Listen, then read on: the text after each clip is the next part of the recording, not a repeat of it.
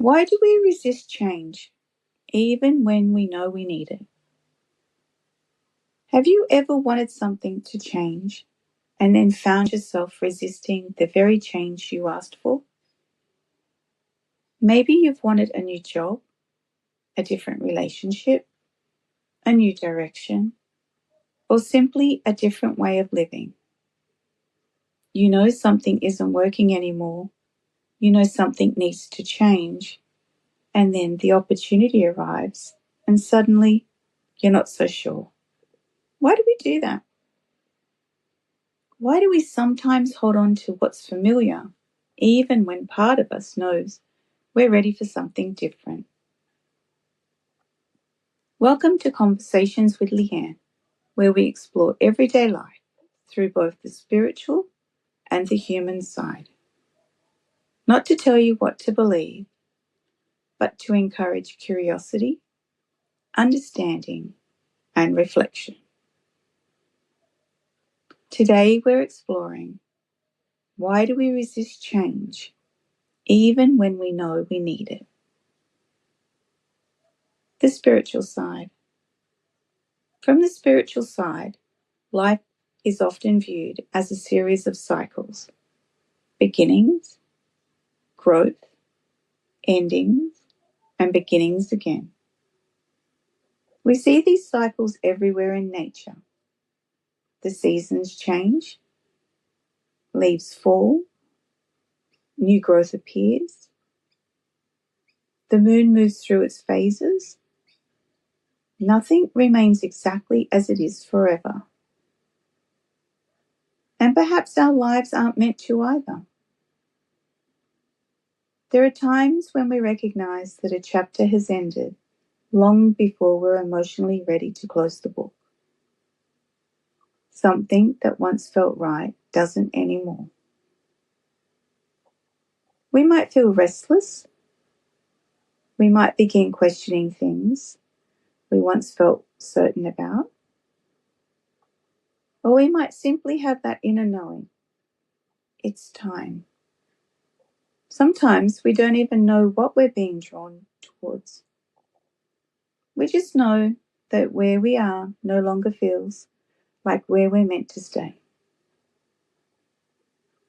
But recognizing that something needs to change and actually allowing that change to happen are two very different things.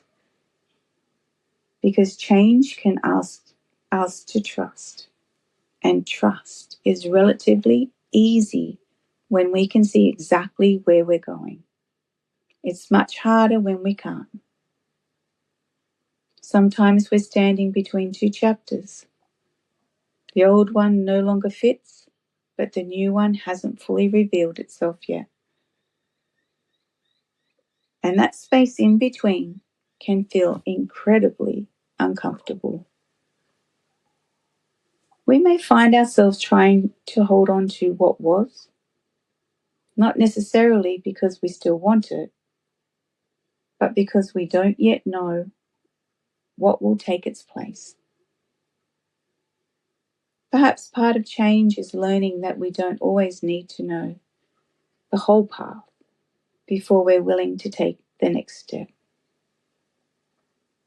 Now let's look at the human side. When we look at this from the human side, it makes a great deal of sense. As human beings, we tend to find comfort in familiarity and predictability. When something is familiar, we have some idea of what to expect. We know the patterns. We know how to respond. We know how to navigate it, even when the familiar isn't particularly comfortable. At least we know it. The unfamiliar contains uncertainty, and uncertainty can make us hesitate. That's why someone can spend years saying, I hate my job, and then feel terrified when they're offered another one.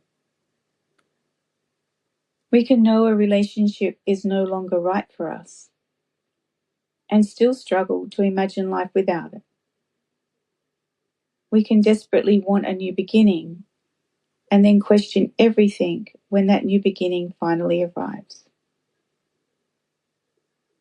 And I think there's something important in that, because we sometimes assume that if change feels uncomfortable, it must mean we're making the wrong decision. But even positive change can feel uncomfortable. We can be excited and frightened, ready and uncertain, hopeful about what's ahead, and still feel sadness about what we're leaving behind. Those feelings can exist together.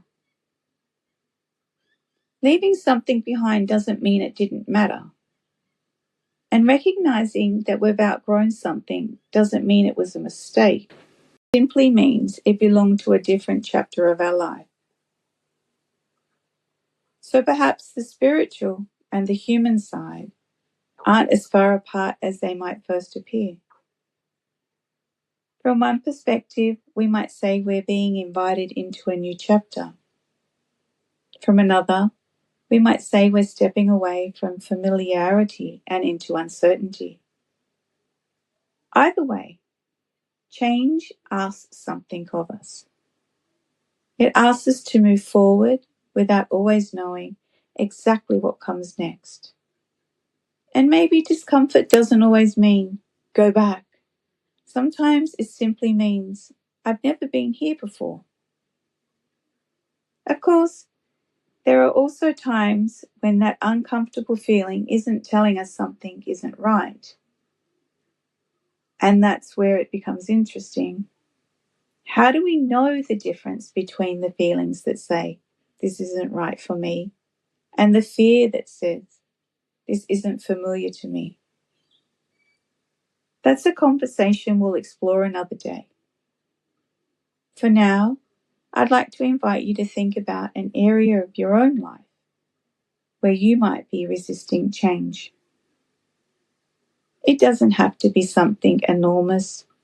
Maybe there's something you've been thinking about doing differently. A conversation you've been avoiding, a decision you've been putting off, a direction you've been considering, or perhaps something in your life simply doesn't feel the way it once did. And ask yourself, what am I actually afraid of losing? What am I afraid might happen if things change? And perhaps most importantly, am I staying because this is still right for me, or because this is what I know? You don't need to have the answer immediately. Sometimes becoming curious about the question is enough to begin. Because moving forward doesn't always start with certainty. Sometimes it starts with one small step and trusting ourselves enough to discover what comes next. Thank you for joining me for another Conversations with Leanne. Until next time, believe and trust. I am Leanne.